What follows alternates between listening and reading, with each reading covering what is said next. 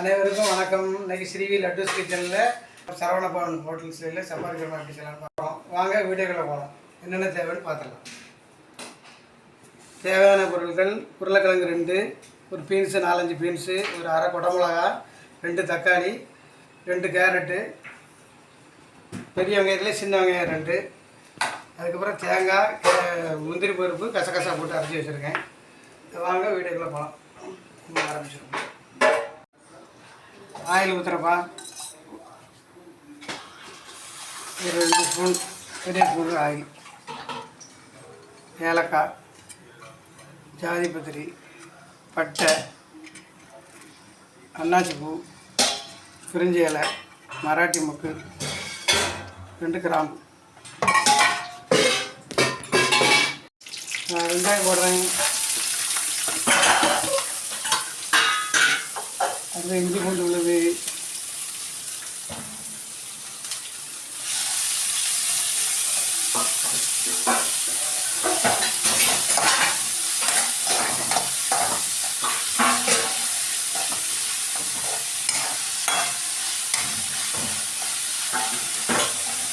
beans, உருளைக்கிழங்கு, carrot, பச்சை மிளகா,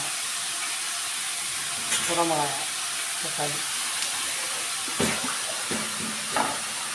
வத்தல் பொடி 1 ஸ்பூன், சீரக பொடி 1 ஸ்பூன், கரம் மசாலா சின்ன ஸ்பூனுக்கு அரை ஸ்பூன்,